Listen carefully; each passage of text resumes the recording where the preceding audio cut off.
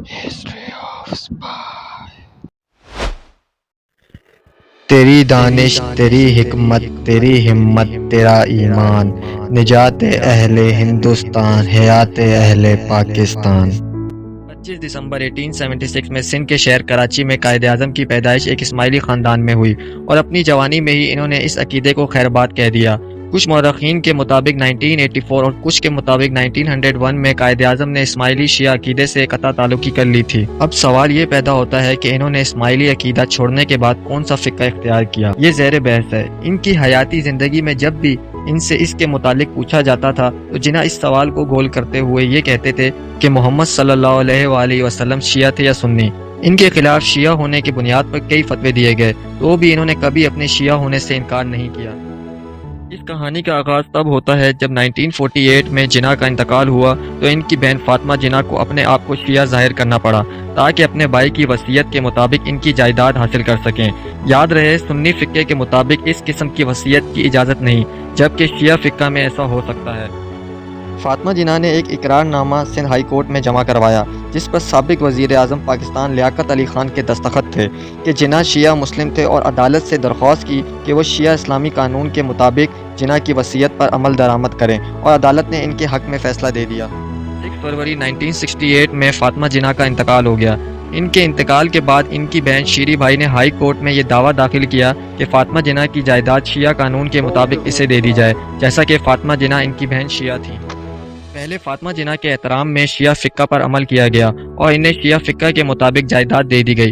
بعد میں ان کی بہن شیری بائی ممبئی سے کراچی پہنچی جو اسماعیلی فرقہ چھوڑ کر شیعہ ہو چکی تھیں اور اسی بنیاد پر بھائی کی جائیداد کا دعویٰ کر رہی تھیں۔ اس موقع پر جناح کا باقی خاندان جو ابھی تک اسماعیلی عقیدے سے منسلک تھا نے جناح کے شیعہ عقیدے کو چیلنج کرنے کا فیصلہ کیا، اور 1970 میں حسین علی گنجی والجی نے لیگل چیلنج کیا کہ جناح نے سنی فقہ اختیار کر لیا تھا، اور سید شریف الدین پیرزادہ نے کورٹ میں گواہی دی کہ جناح 1901 میں سنی ہو گئے تھے جب ان کی بہن فاطمہ کی سنی گھرانے میں شادی ہوئی تھی۔ تو 1970 میں عدالت نے لیاقت علی خان اور فاطمہ جناح کی مشترکہ حلف نامے کو مسترد کر دیا کہ قائد اعظم شیعہ تھے، لیکن 1976 میں عدالت نے حسین علی گنجی والجی کے دعوے کو بھی مسترد کرتے ہوئے جناح کو شیعہ تسلیم کر لیا، اور 1984 میں ہائی کورٹ کے ایک بینچ نے 1976 کے فیصلے کو مسترد کر دیا، یہ کہتے ہوئے کہ قائد اعظم یقینی طور پر شیعہ نہیں تھے بلکہ سنی تھے، اور آج بھی قائد اعظم پاکستانی قانون کے مطابق سنی ہیں۔ لیکن دوستوں میں آپ کو یہاں بتانا چاہتا ہوں عدالت کے پاس کوئی ایسے ٹھوس شواہد نہیں تھے جو یہ ثابت کر سکے کہ جناح سنی تھے یا شیعہ۔ آپ کو کچھ گواہوں کے بارے میں بتاتا چلتا ہوں کہ صحافی خالد احمد کے مطابق جناح کا عوامی طور پر ایک غیر فرقہ وارانہ موقف تھا اور وہ ہندوستان کے مسلمانوں کو ایک عالم اسلام کے عقیدے کے جھنڈے تلے اکٹھا کرنا چاہتے تھے۔ لیاقت حبیب مرچنٹ جو قائد اعظم کے پرپوتے تھے لکھتے ہیں کہ قائد اعظم نہ تو شیعہ تھے اور نہ ہی سنی، وہ صرف ایک مسلمان تھے، اور جناح کے ساتھی وکیلوں کا کہنا ہے کہ قائد اعظم سنی طریقے سے نماز ادا کیا کرتے تھے، اور اکبر احمد کے مطابق جناح اپنی زندگی کے آخر تک ایک مضبوط سنی مسلمان بن گئے تھے۔ ڈاکٹر سعد خان اپنی کتاب میں لکھتے ہیں کہ فاطمہ جناح کا نکاح سنی مسلک کے مطابق ہوا، جبکہ اگلے روز ان کا نکاح شیعہ روایت کے مطابق ہوا۔ جناح کی سرکاری نماز جنازہ سنی مسلک کے مطابق ادا کی گئی، جبکہ ان کی وصیت اسماعیلی روایت کے مطابق تھی۔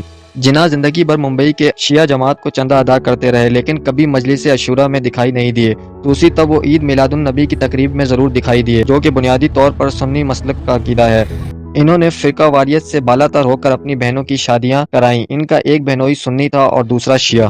سید انیس الحسن جو کہ شیعہ عالم تھے، انہوں نے حلفی بیان دیا کہ میں نے فاطمہ جناح کے کہنے پر قائد اعظم کو غسل دیا تھا، اور گورنر جنرل ہاؤس کے ایک کمرے میں ان کی نماز جنازہ بھی شیعہ فقہ کے مطابق ادا کی تھی، اور اس میں شیعہ عالم بھی شریک تھے جن کا نام یوسف ہارون، ہاشم رضا اور آفتاب حاتم علوی حاضر تھے، جبکہ لیاقت علی خان سنی فرقہ سے تعلق رکھتے تھے، اس لیے کمرے سے باہر کھڑے رہے، اور اس کے بعد جنازہ حکومت کے حوالے کر دیا گیا، اور دوسری نماز جنازہ مولوی شبیر احمد عثمانی نے سنی طریقے سے پڑھائی۔ جنازے کی جگہ وہی تھی جہاں آج قائد اعظم کا مقبرہ ہے۔ کچھ لوگوں کا کہنا ہے فاطمہ جناح کے انتقال کے بعد علم اور پنجہ جو شیعہ مسلک کے 2 نشان ہیں محطہ پیلس سے ملے جہاں یہ رہائش پذیر تھیں۔ ابو الحسن اصفہانی نے بتایا کہ خود جناح نے انہیں 1936 میں بتایا تھا کہ ان کی فیملی اور خود انہوں نے شیعہ مذہب اس وقت اختیار کیا جب وہ 1894 میں انگلینڈ سے لوٹے تھے، اور انہوں نے رتی بائی سے شادی کی جو کہ ایک پارسی تاجر کی بیٹی تھی۔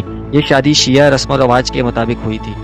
دوستو قائد اعظم نے اپنی زندگی میں اپنی سرکاری دستاویزات میں اپنا مسلک شیعہ لکھا ہے اور ان کی شادی بھی شیعہ رسم و رواج کے مطابق ہوئی تھی اور ان کی زوجہ رتی بائی کی تدفین بھی شیعہ قبرستان کھوجا اتنا سہری قبرستان ممبئی میں ہوئی۔ اور اس بات میں بھی سچائی ہے کہ قائد اعظم سنی طریقے سے عبادت کیا کرتے تھے اور عید میلاد النبی کی تقریب میں بھی نظر آیا کرتے تھے۔ دوستو قائد اعظم عدالت کے فیصلے کے مطابق سنی ہے، لیکن عدالت کا یہ فیصلہ آج بھی زیر بحث ہے۔